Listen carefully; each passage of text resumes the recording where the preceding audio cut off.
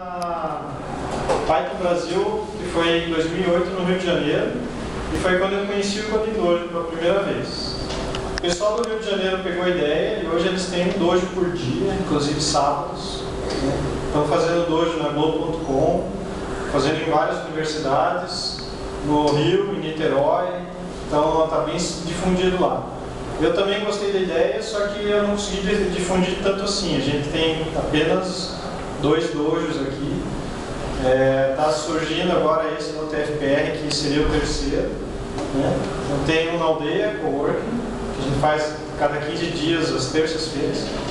Tem na Federal, às sextas-feiras, amanhã vai ter um, também a cada 15 dias. E tem aqui na UTFPR, que a gente ainda não sabe a regularidade que a gente vai conseguir fazer. Tá? Mas eu pretendo que a gente consiga fazer bastante. Tá? Coding Dojo, o que é isso aí?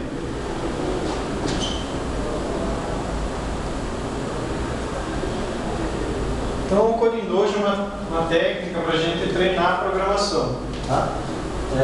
Aqui está a brincadeirinha dos macacos. Né? Mas os programadores normalmente não treinam.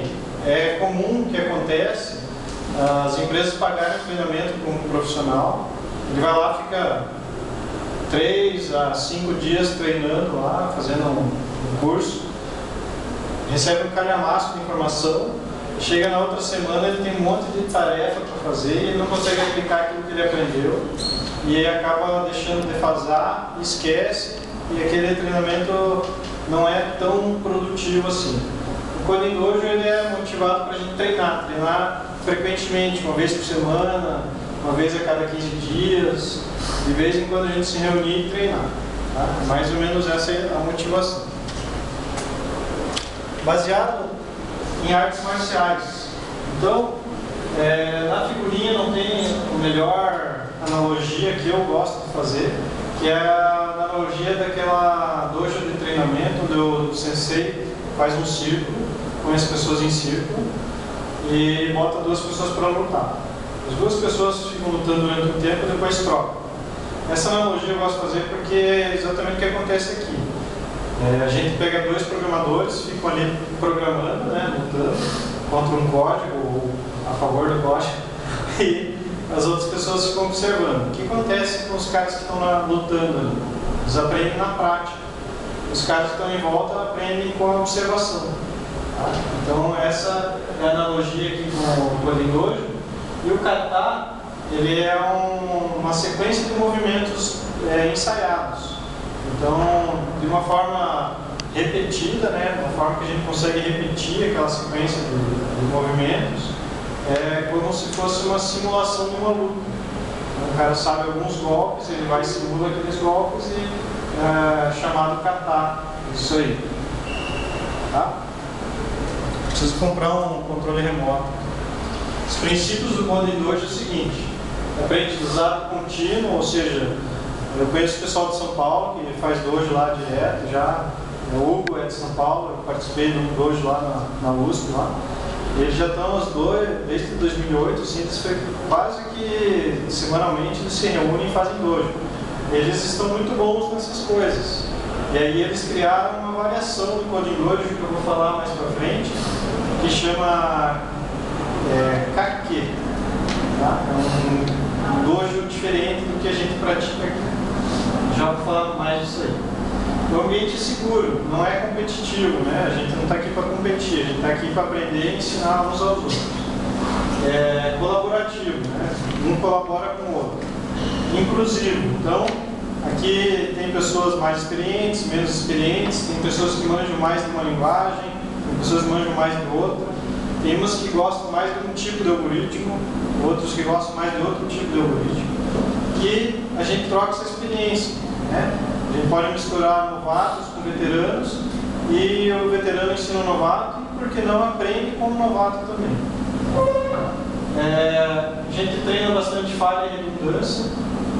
Então, como a gente usa Test Driven Development, a gente vê primeiro as coisas falharem e aí a gente faz elas funcionarem, pode consertar, que faz a refatoração, e aí faz de novo mais um teste, falha e conserta, e falha e conserta. Então a gente fica nesse passo aí o tempo todo. Segue os princípios e passos de bebê, ou seja, a gente faz o mínimo do mínimo para passar no teste, para ele resolver aquele probleminha, mesmo que pareça ridículo, é um passo seguro de bebê, bem pequenininho, para ele aprender a andar. Tá? A questão não é fazer o algoritmo mais inteligente possível para resolver o problema. Passar no teste quanto antes. Ok? Obrigado. As regras gerais. Para fazer um dojo, a gente precisa de um computador, projetor e plateia. Tá? O TDD. O TDD, quando está vermelho, quer dizer que a gente tem um teste falhando. Quando está verde, é que o teste passou. E quando ele passou, a gente pode refatorar. Ele, provavelmente, no intervalo da refatoração, ele vai estar vermelho. Assim que a gente conseguir refatorar direitinho, ele vai ficar verde. Essa refatoração seria uma regra que deveria ser seguida, nem sempre a gente segue. Às vezes a gente pula do verde, faz outro teste, vai para o vermelho, aí vai para o verde, vermelho, verde, vermelho, e a gente refatora mais no final. Às vezes isso acontece, mas a orientação do TDD é para que você refatore quanto antes. Na primeira vez que passou, você já pode refatorar. Melhorar aqui em código. Outra coisa que a gente treina muito é comunicação. Então todo mundo tem que entender o que está acontecendo. Quem está programando aqui tem que falar e dizer, eu estou fazendo isso dessa forma, minha ideia é essa. Por quê? Vai acabar o tempo e a outra pessoa vai ter que sentar aqui na frente e vai ter que continuar aquele problema. Então a gente treina muito a comunicação. E outra regrinha é que o dojo sempre nem começa do zero. A gente não pega o dojo da semana passada e tenta fazer hoje. Tá? Muita gente que foi na semana passada não está aqui hoje.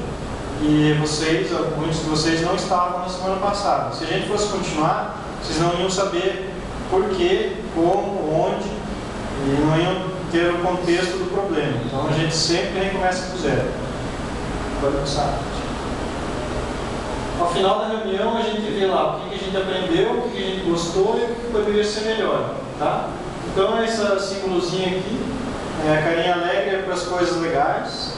Carinha triste para as coisas que a gente não gostou, e aqui é onde a gente deixa as coisas para discutir depois. A gente chama isso aqui de parking lot ou estacionamento. Deixa aqui as coisas que é para discutir depois, que não tem nada a ver com o dojo ou que sugestões diferentes que não se encaixam aqui. Né? Nem a gente quer um dia convidar um cara famoso chamado Klaus, que ele programa muito bem em Java, mas ele manda já muito bem de TDD. Eu queria convidar ele para ele participar aí, que eu acho que vai ser bem legal. Daí a gente pôs no parque norte. O formato. Então, o code kata, que chama, aqui só está kata, mas é prepare kata, ou kata preparado. Então é uma apresentação de uma solução, como se eu ficasse aqui demonstrando os passos que eu fiz para resolver um problema, para vocês entenderem como é que é a dinâmica do dojo e como é que é a dinâmica do TDD. Tá? Não é assim como o dojo que a gente está acostumado, que é o próximo slide, que a gente vai trocando as pessoas. É um dojo, por exemplo, para você levar num evento onde tem 100 pessoas, não daria para fazer uma dinâmica de treinamento, para apresentar a ideia do Coding Dojo. Tá? Todos devem conseguir reproduzir aqueles passos, então pegar lá um repositório do código-fonte e começar da primeira versão e ir evoluindo e reproduzindo a mesma coisa que foi feita. E as interrupções são permitidas, então quem tem dúvida pode parar, perguntar, o que está acontecendo, como é que você fez isso ou aquilo. As interrupções são permitidas. Randori, é o que a gente faz aqui. Tá? O Randori é a programação em par e é separado por turnos. Os turnos podem ser de diversas maneiras. Aqui a gente faz por tempo, é o time boxing. Mas tem também por testes. Quando terminar de fazer um teste, passar no teste, troca duplo. E tem outros formatos também de trocar duplo. Tá? Cada turno tem cerca de 5 a 7 minutos. O copiloto vira piloto. Quando acaba esse tempo, o cara que estava de copiloto ao lado ali vai e assume o teclado. E alguém da plateia, alguém que está assistindo, vem para ser o copiloto. Tá? Uma fila circular. o piloto volta para a plateia, o piloto é convidado da plateia, e os comentários e críticas somente no verde. Então, se a gente vê o código lá e acha que deve melhorar, ou mudar, ou ter uma nova abordagem, tem que ser quando o teste está passando. Quando está vermelho, a gente tem que deixar o cara trabalhar, senão a dupla não consegue se concentrar e não consegue resolver o problema. Então, o vermelho é uma regra bem rígida, assim, a gente deve evitar de fazer comentários no vermelho. Tá? Os objetivos é praticar, aprender, ensinar e discutir com bases concretas. No próximo slide vocês vão ver por que isso aí. Né? A gente deve evitar outras coisas que não sejam relacionadas às atividades e não seja um argumento, assim, principalmente de algoritmo. Né? A gente não vai entrar em discussões sem fundamento. Então, o que a gente não deve fazer? Não devemos tentar correr para terminar o problema.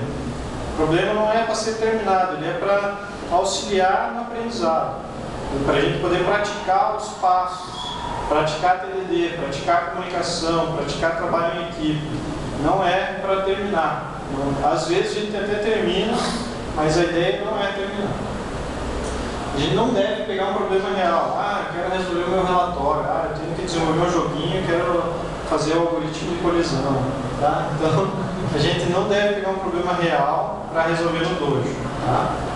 A gente pega simulações de problemas que até podem ser reais, mas não é do cotidiano de ninguém, é só para a gente treinar mesmo.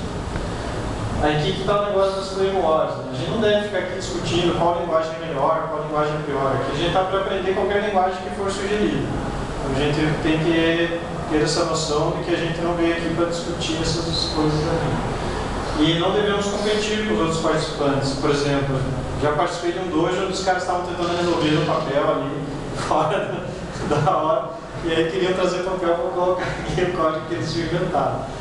Não é uma competição, a gente está aqui para trabalhar e aprender junto. Então, a ideia que ele tiver, ele deve falar para todo mundo entender e, quem sabe, a dupla que está aqui na frente fazer aquela ideia. E não pode deixar as pessoas sem entender. Então, o cara não pode chegar ali e fazer um código super difícil sem passar essa ideia, sem dizer para os outros o que ele está fazendo. Porque depois vai sentar outra pessoa e vai ter que dar continuidade. Se o negócio não estiver claro, vai ficar empacado e hoje não vai terminar, vai ficar chato. Beleza. Qual que é mais ou menos a ideia? Isso aqui, digamos, lá no evento, lá, era esse horário. Né? Começava esse horário, das 2 às 2h50, ele fez essa apresentação, das 3 às 3h20 falou sobre o problema, depois começou a programar durante 1 hora. Sim. Daí das 4h30 às 5 fizemos uma retrospectiva e aí depois das 5 podemos programar mais um pouquinho. É mais ou menos o que a gente faz aqui. Tá? Normalmente eu convido o pessoal para fazer a apresentação meia hora antes de começar o dojo, para a gente ter mais tempo de codificação. E normalmente convido quem nunca veio, né? E depois a gente já começa com o problema, escolhe a linguagem, sai programando e faz a retrospectiva, e daí acaba, tá? Não tem mais essa sessão final. Beleza? E é isso. Na prática a gente vai ver melhor como é que se dá o dojo. Hoje eu convidei a Tatiane para ela ser a sensei. Então, é um dos papéis. O sensei é a pessoa que vai coordenar os discípulos, né, os caras que estão aprendendo. Então, como a gente pretende fazer esse dojo como uma atividade complementar do pessoal da graduação, daí eu convidei ela, o Lucas e o Matheus, para eles fazerem, assim, a equipe que vai ser responsável por dar continuidade à atividade. Então, eles vão tentar convencer os outros graduandos a participar. Eu sugiro que a gente pegue uns calouros, né, para eles se animarem, e aí eles vão dar continuidade. Então hoje eu vou meio que supervisionar a Tatiane para ela ser a sensei e poder, assim, aprender a ser sensei para poder pegar os calouros e dar umas chicotadas.